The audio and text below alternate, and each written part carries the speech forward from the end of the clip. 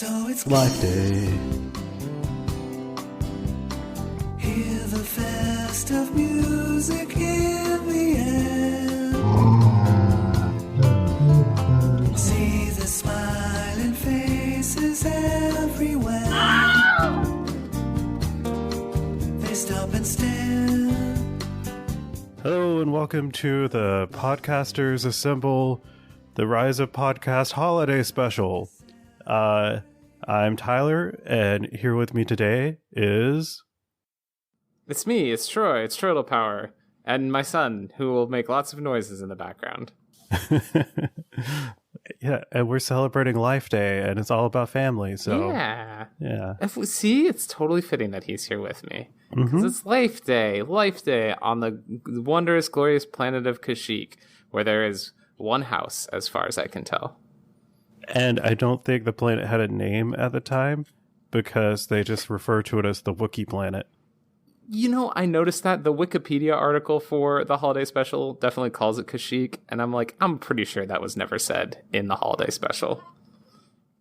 Well, yeah, and when they show, like, the one, like, shop owner guy, it pops up and says Wookiee Planet C.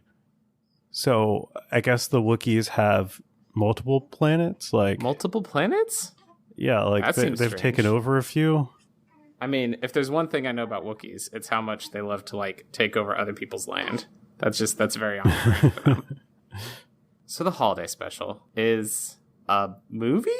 A TV program that came out in... When did it come out? 1978. So it came out a year after Star Wars. And they were like, man, everybody loves this here Star Wars thing. We should make more of it. But I got no ideas at all. So what if Christmas, but in space? And it's not super good.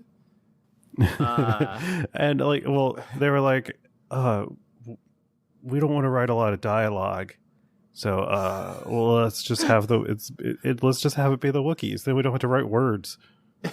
If we said it in a Wookiee household, people can just grunt a lot and nobody has to know what they're saying. It's genius.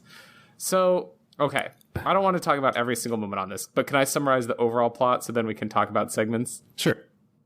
All right. Overall plot. It's Life Day.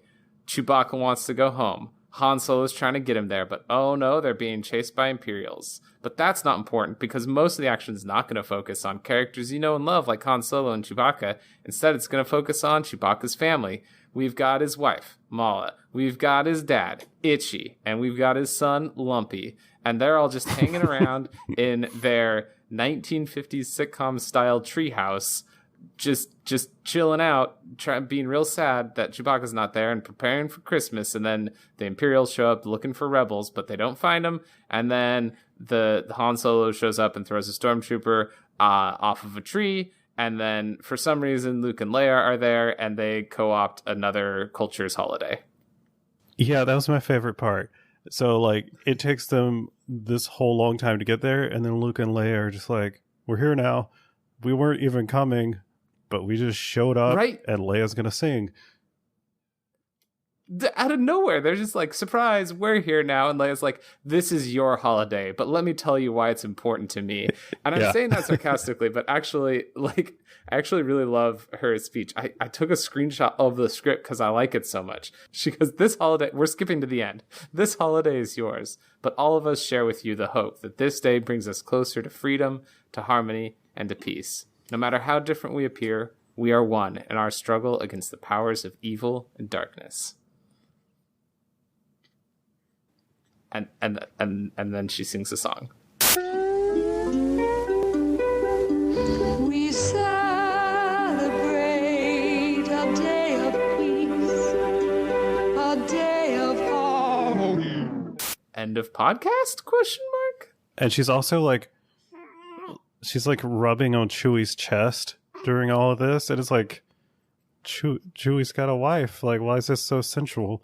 Yeah, another thing I like that they did was, so that big end scene, because we're talking about the end now, I guess they didn't have the budget to make a lot of Wookiee costumes, so the Wookiees put on these, like, creepy robes, so then they only have to buy Wookiee head costumes. Like, they just need Wookiee mask at that point. Mm-hmm. Yep. It's the only time any Wookiee's wearing clothes. They're the same red robes that the Emperor's Guard wears in Return of the Jedi. So now I theorize that those are Force-sensitive Wookiees that are helping out the Emperor at the end of that movie. And also in The Last Jedi. And I don't know if there's anything about them in the new movie. Don't tell me, Tyler. I still haven't seen it. I still haven't seen the new one. Well, let me just give you a tiny spoiler. The holiday special's not the worst Star Wars film. Whoa.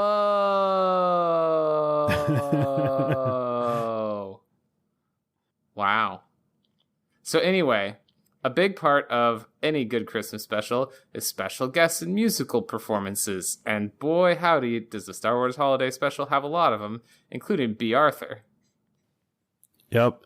And Starship, what is it? Starship, I forgot the Jefferson band's name. Starship. Yes, them. I only know They're one just other there. song of theirs. Yeah. Okay. And Diane Carroll is there, and she's in VR porn because hang on, child. Oh, excuse me, Tyler, my child is pooping. Hang on a moment. Well, that sounds like a great time to go to some ads. So yeah, we're going to throw in promos for all of the podcasters who have helped us out with this season. So here's some of those right now while Troy's child poops.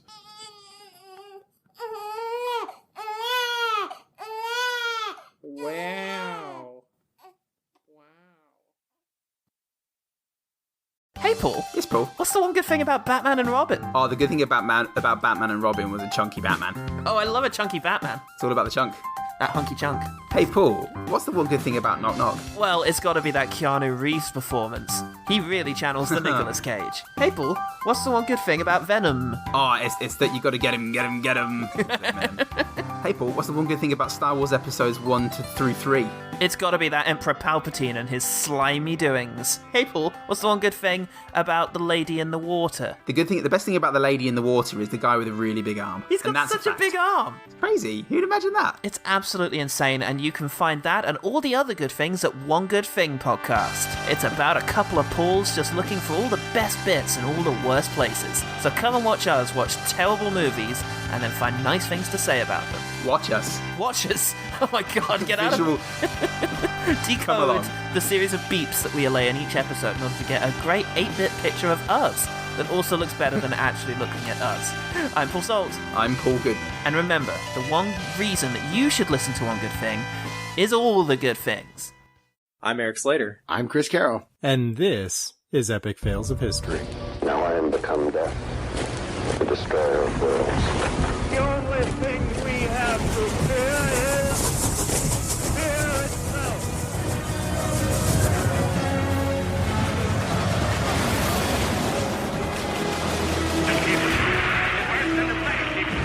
The terribleness of one of the worst catastrophes in the world. Illness of the humanity. We've had a problem here. So, speaking of Nazis, Who would win a fight between Teddy Roosevelt and Benedict Arnold? Benjamin Harrison. yes, President Benjamin Harrison.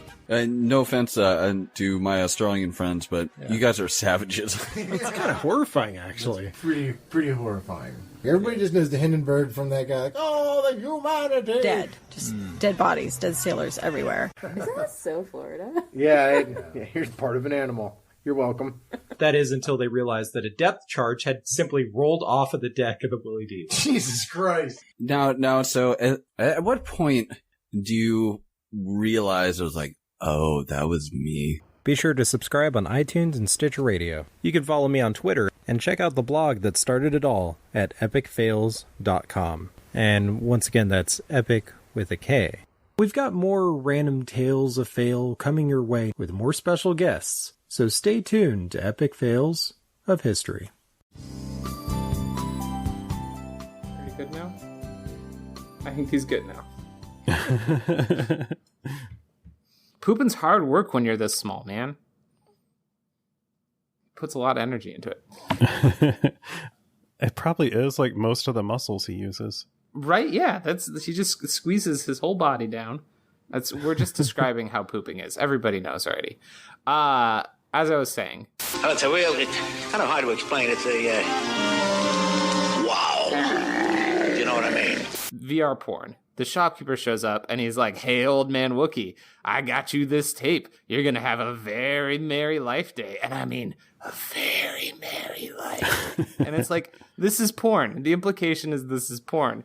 And then he puts it on and it's like ASMR of Gal being like, "Oh, I find you very interesting, very adorable." And the Wookiee like rewinds it over and over again. It's weird. Yeah, so she says, "I'll tell you a secret. I find you adorable." And then he rewinds it and he just hears, "I find you adorable." And then it's like, "I find you adorable." Then it just gets to the point where she's like, "Adorable, adorable, adorable, adorable, adorable, adorable, adorable, adorable, adorable." Yeah. I am your pleasure. This is joy me together. This is our moment together in time, that we might turn this moment into an eternity. This like film was like very ahead of its time, because not only do we get VR porn, but at one point a stormtrooper hands little Lumpy an iPad so that he will just shut up. Yeah, right? Listen, child, you're being too annoying. Take this video game over here, or also a cartoon. Okay, the cartoon. It's good. This is probably the most important like artifact from the holiday special, because it is the introduction of Boba Fett. Within the context of the holiday special, it is a cartoon that Lumpy, the son of Chewbacca, is watching to distract him from the Imperials that are searching his home. And the cartoon that he watches is a well-produced animated short film about the adventures of Han Solo and Luke Skywalker, famous rebel heroes, that he's watching in the presence of the Imperials that are searching his house for any connections between this household and the rebellion.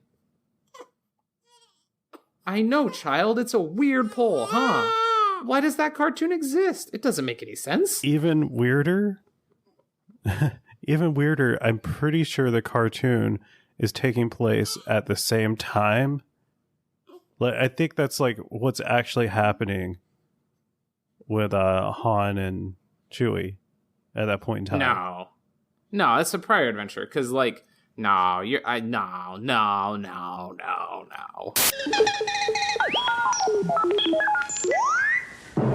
Starlog 324-1, from the bridge of the cruiser RS Revenge, Captain Kazahan reporting. We are awaiting the return of Captain Han Solo and his first mate Chewbacca, who are long overdue on a delicate mission to acquire the mystical talisman, which has been sought by our forces and by the Empire. The talisman? It makes things invisible, I think. Yes, even you. Which I think might be an improvement. They ain't got time to go look for no ambulance or anything. They're trying to get Chewbacca home for Life Day. If that was a live but feed then of what was Han happening, gets that virus. That has nothing to do. Live action Han doesn't have that virus. He does when he's a cartoon Han. No. But cartoon Han does have a virus, but live action Han doesn't. It's a story about the rebellion that somebody out there is making propaganda for children about, look how cool these rebellion people are. And that's just whack. That's not cool to try and conscript children into your cause, even if you are on the side of the righteous. But they do kind of show both sides, because they're like, look how cool this Boba Fett guy is. That's true. He's got a jetpack. He's friends with Darth Vader. Don't you want to be friends with Darth Vader? He's his right-hand man. I think that's what Jojo Rabbit's about, right? Basically. There's a lot of similarities in this with like Nazis and stormtroopers. Like, they're very much searching their house like Nazis would, you know. Absolutely. Because that's what you want in your Christmas special, is just a little bit of the Third Reich. just a wee bit. But let's see, some other good scenes. We've got, I actually really enjoyed the part where Mala is like watching a cooking show, and she's got an apron on, which is funny because, you know, Wookiees are naked all the time, but she got some clothes on, and she's watching this cooking show that starts out pretty normal, and then the person has like a third hand, and then they pull out a fourth hand, and yep, that's basically the whole joke, I think. That's pretty much the whole joke. But I like that she's like, as she's giving cooking instructions, she's like, you've got to stir and whisk and stir and stir and stir and whisk and stir and stir and stir and beat and whisk and stir and beat and stir and whisk. And it's bizarre. I don't understand. This is not Star Wars, but I liked that scene. I thought it was funny, even though I have no idea why it was there. Stir, whip, stir, stir, whip, stir, whip, stir, wah! Having fun. And then also, like, another part I thought was funny was she's like talking about like ripping up the bantha meat into bite-sized bits, and she's like, only you know what's bite-sized for your family, because they're Wookiees and they probably got big bites.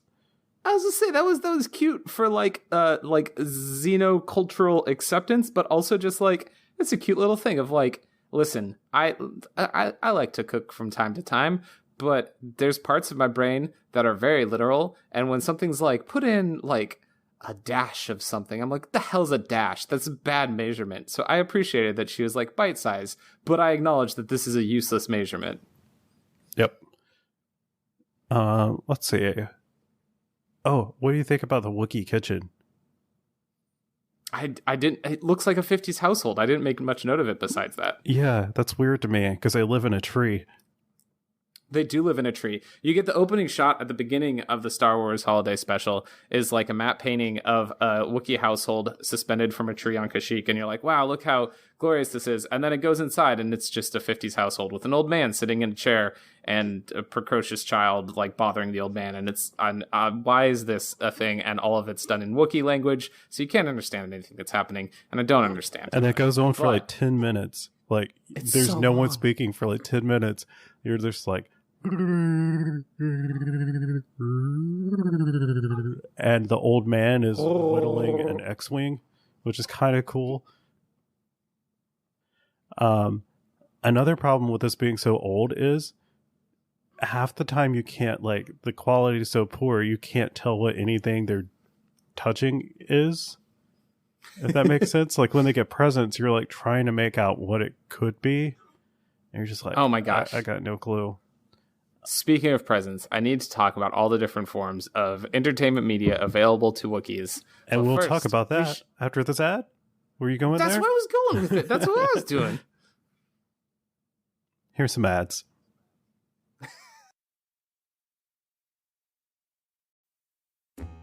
I'm Troy. And I'm MC. And we host the best animated shows ever so far. Where we watch, discuss, and rank every animated show ever. Eventually. Listen in by searching for the best animated shows ever so far on Spotify, Apple Podcasts, or wherever you listen to podcasts, or head to probablywork.com. Join the conversation by finding us on YouTube, Twitter, Facebook, or Instagram by searching Base SFcast.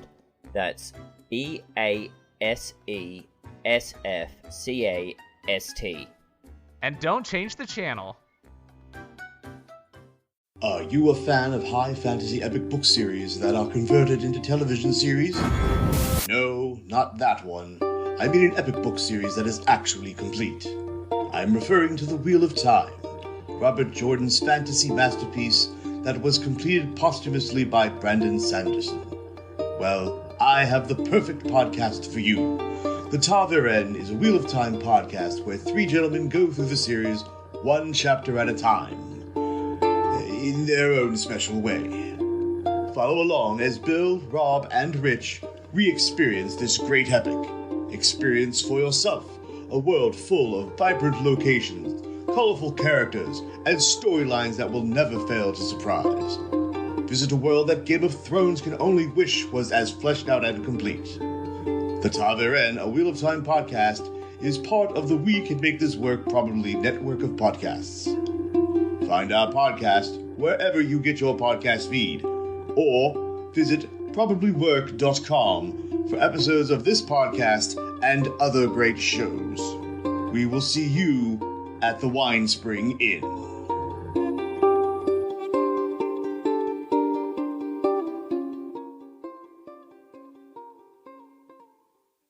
Joining me is Erik Slader. My name is Chris Carroll, and this is Comic Zombie.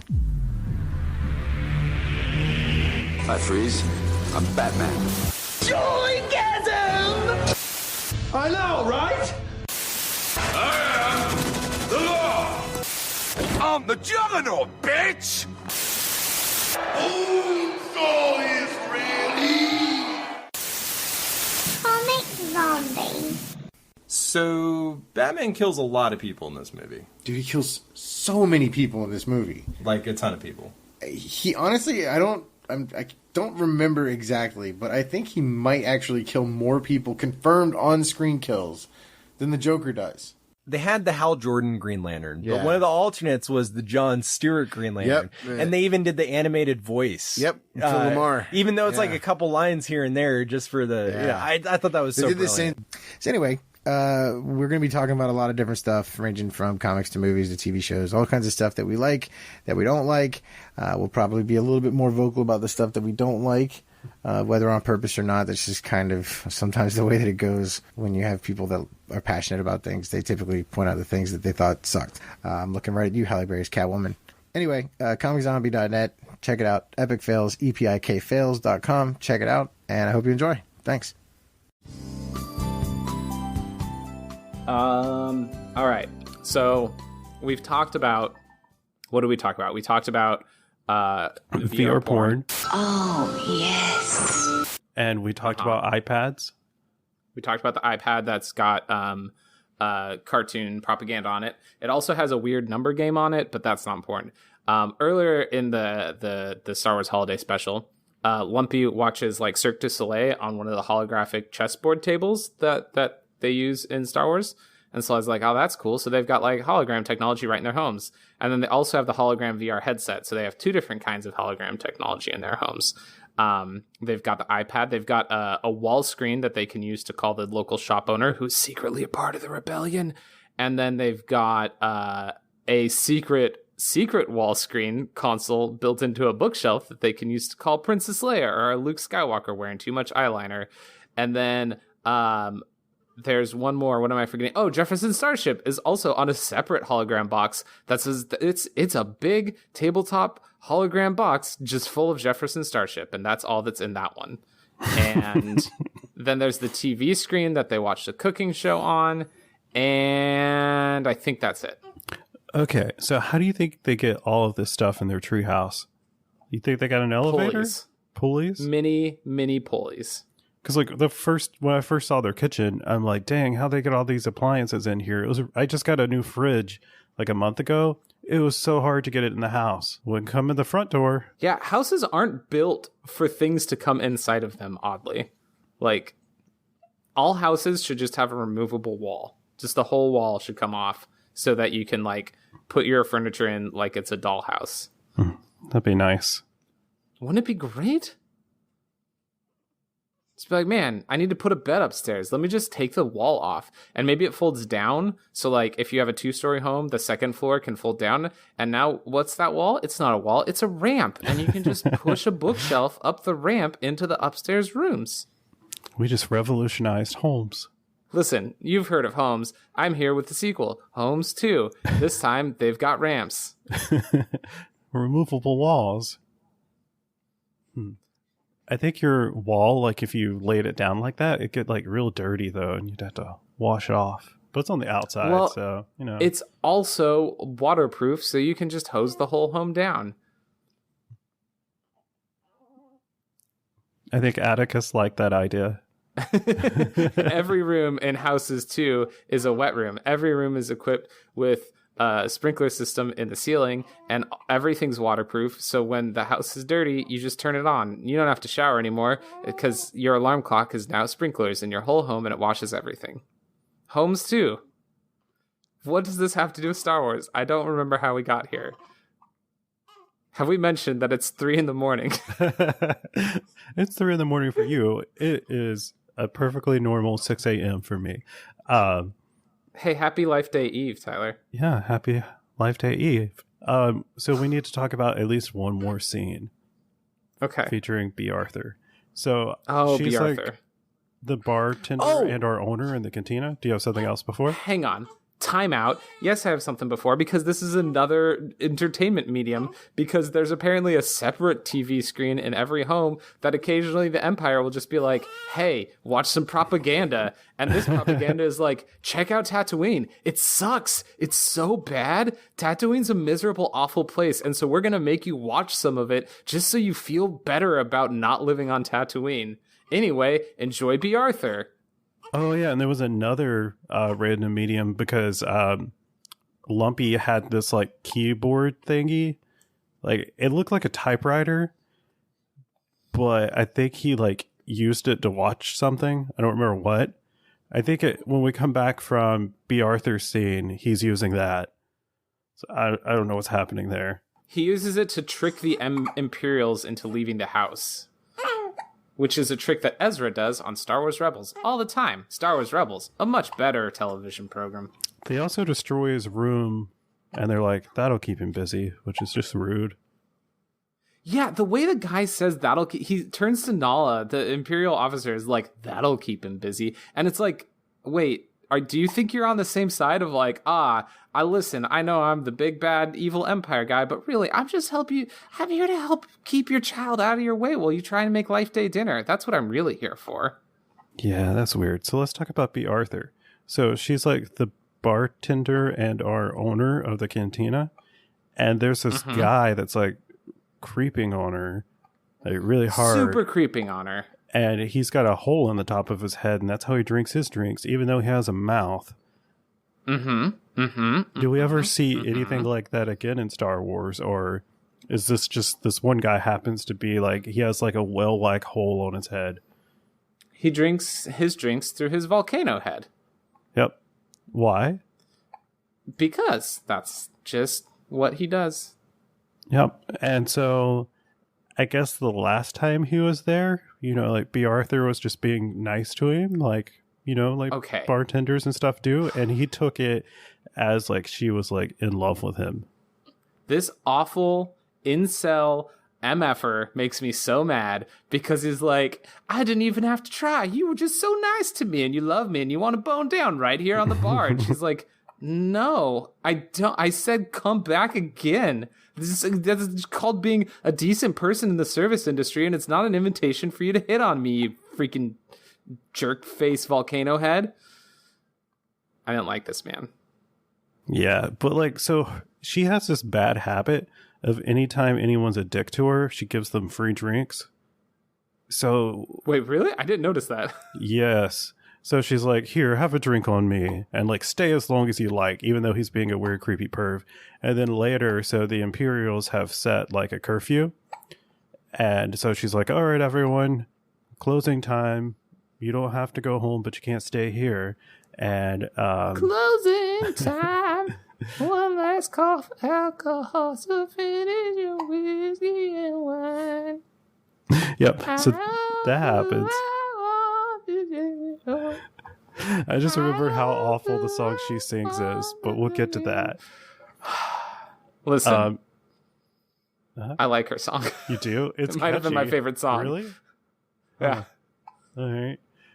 So, I mean, it's the only one I can really understand the words to. We'll get back to it. But, so she's like, all right, curfew, everyone's got to go. It's not like me. It's, it's the Nazis. It's the Nazis. The Nazis are doing it. Yeah. And so like this one guy like points a gun at her and he's like, no. And he's got horns, so he looks evil.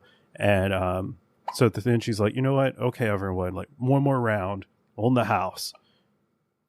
So yeah, you're right. Okay, so yeah, she does. On the house for the whole bar. Mm-hmm. It's really busy. It's so much busier than we see in episode 4.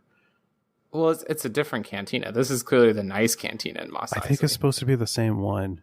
It doesn't look the same. If it's supposed to be the same one, they did a terrible job of making it the same. They've got the same band. Who's to say? Because the freaking cockpit of the Millennium Falcon doesn't even look the same as it did in the movie. So, budget cuts suck. Oh, yeah, I forgot Darth Vader appears in this for a second. He's walking down a hallway. He does, as James Earl Jones himself. Just, yeah, he's doing an Aaron Sorkin down a hallway saying, like, I want those rebellion people alive. Rebellion people is not what he calls them. He calls them MFers. I want the MFers located and identified, if it means searching every household in the system.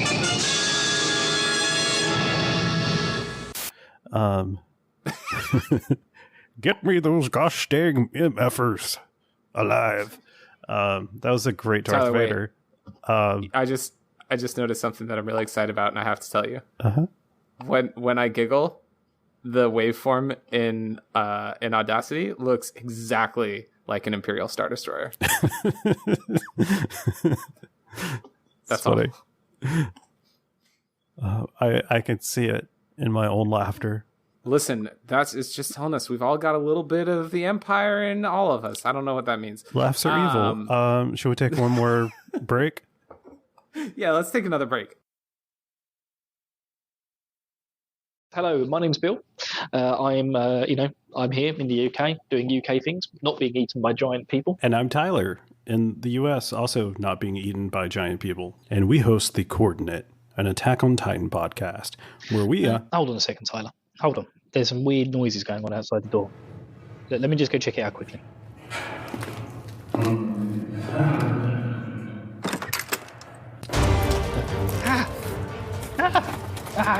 It's Twitter Troy Titan. My leg. He's eating my leg. Bill? No. Oh, it's gone. He's eating my bloody leg, Tyler. Troy's eating my leg. Anyways, we're a monthly podcast where we read an arc of the manga a month, try to get Bill caught up. Bill, you want to tell them where they can find us? What do you want? Where can people listen to the podcast? I don't have a clue. Oh, he's going to eat me. He's going to eat me. Why are there so many cats in here? Oh, God, I hope you can I get a new co-host? I'm Void. And I'm Beej. And together, we're the Geek to Geek podcast. Well, we make it. It is kind of us, but I guess it's separate. Every week, we pick a topic from geek or digital culture and chat about it for a while. And you're invited. We talk about books and movies, games, comics, the internet. Or really whatever we feel like. Yeah, that too. So look for the Geek to Geek podcast on iTunes. Or wherever your podcasts are sold. Or downloaded. Or whatever.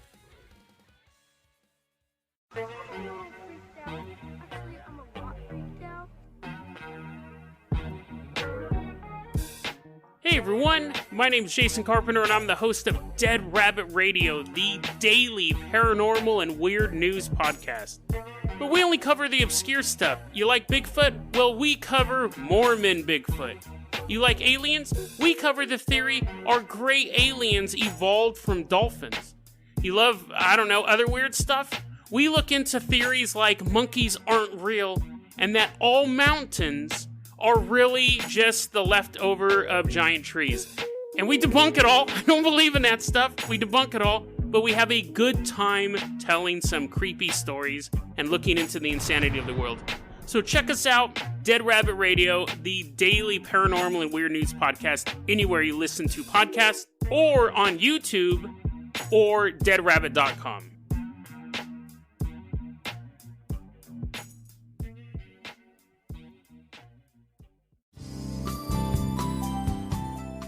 Oh, when we get back, we should talk about her song. Oh yeah, we can be back whenever. I'm trying to pull up the lyrics to her song. Sorry. Okay, friend. Who? Friend. Oh, because she calls everybody friend. Let's talk about B. Arthur. Listen, I'm just flipping through the script, trying to find the B. Arthur song, but I guess it's not that important. It's called You're My Only Hope, maybe? Nope. That's just a random song. That seems like it should be a Leia song, if anything. Good night, but not goodbye. I think this looks like it. Yep, this is it. Search for good night, but not goodbye. It's on Wikipedia. Good night, but not goodbye.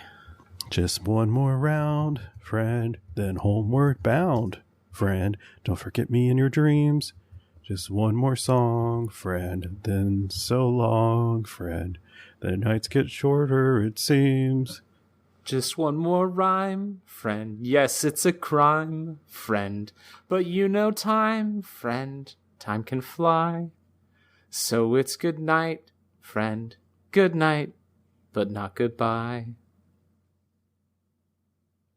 I think that's a good way to come back from the break. So yeah, you like this song? I thought it was I do. weird. I don't know. It was like a warm fuzzy blanket. This song was like, it made me happy. It was comfortable. It felt warm. Not like the weird VR porn song or Jefferson Starship. Weird Okay, VR porn song. This minute will make it last. This minute, it's going too fast. This minute will never end. It sounded, the VR porn song sounded like it was the title song for a James Bond movie. Because she said this minute so many dang times. Too many times. She said it too many times. The only time you should say a single set of words that many times in a song is if it's the title of a James Bond movie. Or if it's the word friend, because she says friend way more times in the song than... But that's a single word. A single word repeating feels different to me than a phrase repeating. How can we ever lose this minute? From all my life I choose this minute. I will give up the old and the new, sharing with you this minute.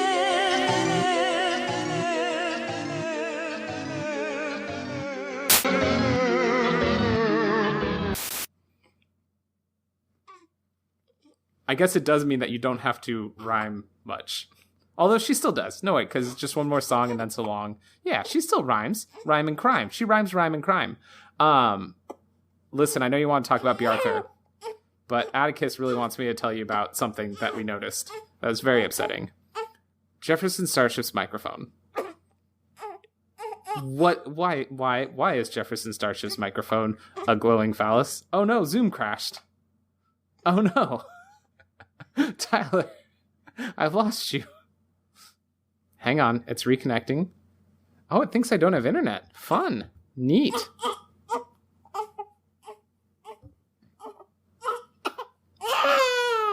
Well, Tyler, I think that's where we're gonna call it, because my internet's apparently crashed. So I'm sure Tyler... Oh, hang on. Atticus, it's okay. I'm sure Tyler will close things out, so I will just say, hey, y'all, thanks for listening to Podcast Assemble. This is a really silly project that we have a lot of fun with. Next week, we'll talk about Rise of Skywalker, and I'll have seen it by then. So until then, may the Force be with you. Troy basically said everything I was going to say. Only other thing I would like to add is huge thank you to everyone who's made submissions this season. We're really, really happy with how the season's gone, and we couldn't have done it without you. Also, if you're listening to this still, go leave us a review. We would really appreciate it. And next week is the Rise of Skywalker episode. So stay tuned for that. Have a happy Life Day, and may the Force be with you. Oh yeah, and Troy's totally right. That microphone definitely looks like a penis. And so it's Life Day. Hear the festive music in the air. See the smiling faces everywhere. They stop and stare. Another Life Day. Time to celebrate with those you love. Time to count your blessings from above.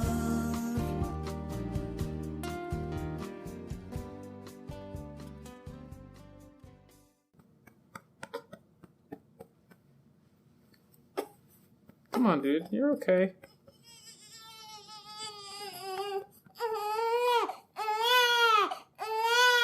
Wow. Wow. Such big emotions. That's how I feel when I poop too, dude. Yeah. That's how we all feel when we poop, but you learn that it's not culturally appropriate to express those feelings. You'll learn to just keep it contained. Not the poop, but the yells.